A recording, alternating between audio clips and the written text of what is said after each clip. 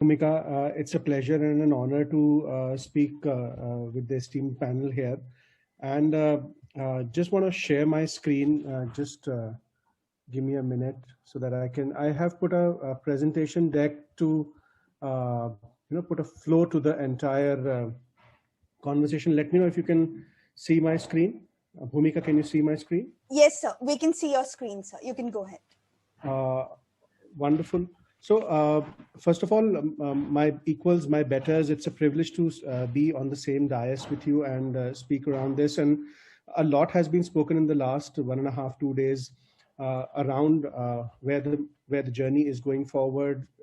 My discussion is mostly in 4 parts: how the audience mix has changed in the last year, how the channel mix has changed, how the kind of demand that you get has changed, and what are the ways it could be tackled.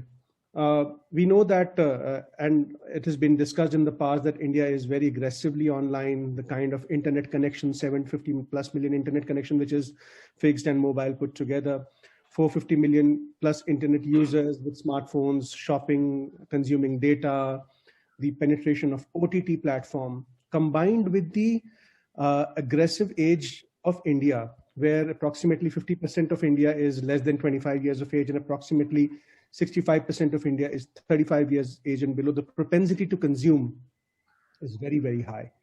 And the proliferation of this has gone into tier 2, tier 3 cities, and 97% of India's PIN codes are serviceable with the logistics platform, etc. And so it's the whole growth is very, very aggressive, and the mix is totally changing. If you see the latest end of season sales data, 55 to 60% orders are coming from tier 2, tier 3 towns, and that is completely changing the way we shop. It has been discussed, the person who shops both online and offline tends to shop more, around 2.5 times more than just an offline shopper. What I have seen in the past year is the omni-channel mix has changed. People, earlier when I was talking about omni-channel before the pandemic to people, it was like, selling vitamins. They used to say, okay, yeah, we'll take a look at it. But now talking about omni-channel is like selling a painkiller. The whole mix has from 2 to 3% in some of the categories has moved to 25% and plus in some of the categories. And more people are, asking for omni-channel and how they could profitably do that. Of course, the customer has evolved, and Anil Agrawalji also talked, and yesterday in other sessions, it was also discussed how an evolved customer is asking for new customer journey maps. That can I buy online, pick up in store? Can I shop in store? Can I have the same day delivery, 3-hour delivery, etc.? Newer models are required. Some of the models, I just put a customer journey map together. It could be a WhatsApp commerce in a very DTC, direct to consumer model, where consumers can chat with the chatbots. They can build a cart and have it shipped to their home, could have a subscription option, many more in whichever comfortable platform they have.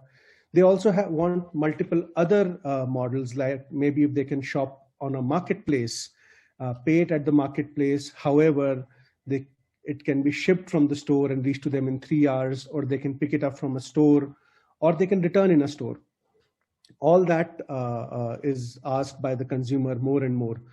The consumer's ask is insatiable, of course. The big challenge it puts us the retailers is doing all this profitable. Does margin mathematics matter?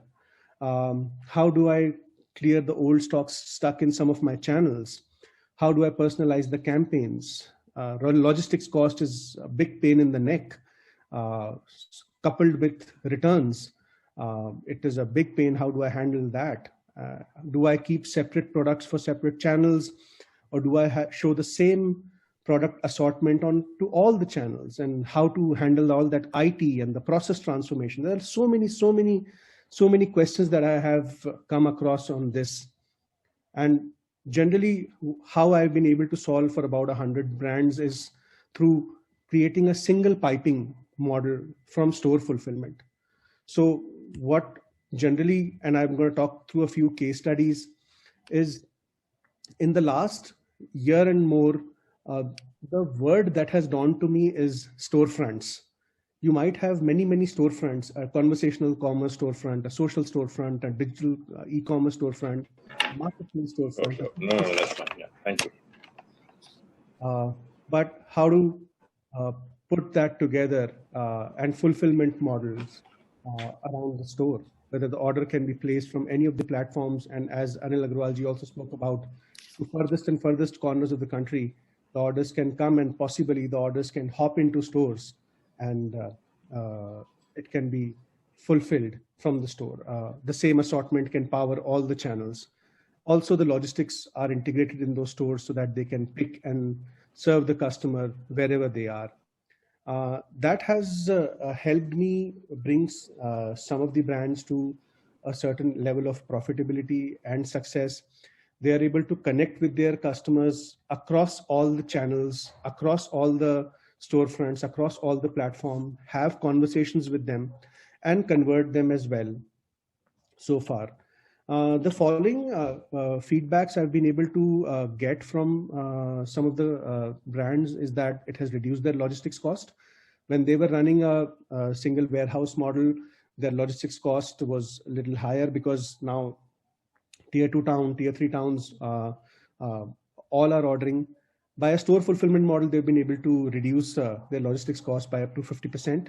And retail, their entire working capital has become more viable because they are using the same assortment to power all the channels. And also because the store assortment is moving very, very fast through all the channels, the store assortment is staying fresh. It is not aging in stores, are some of the feedbacks that I have been getting so far. What I've been also able to see is they are able to provide newer customer journeys. It could be store journeys, save the sale, endless aisle or home shopping or shopping by appointment, or it could be buy online, pick in store, return in store, shop a particular store, have retail services like integrated payment gateways, etc., multiple payment options integrated into the journey, and also marketplaces and social commerce fulfilling from the same journey. Some of the brands where I have a first-hand experience and case studies are displayed on the screen. And net, what I'm able to see is by rethinking retail, by changing the mix through a store fulfillment model, I've been able to see a good amount of positive results on P&L for many, many, many brands as a first-hand experience. So I also feel that shopping won't be a very, very leisure experience until the entire fear from our hearts is gone away. Until then and beyond, to stay profitable, to stay around and centered around the customer, this could be a great approach. So that's something which I wanted to share from my end with all you folks.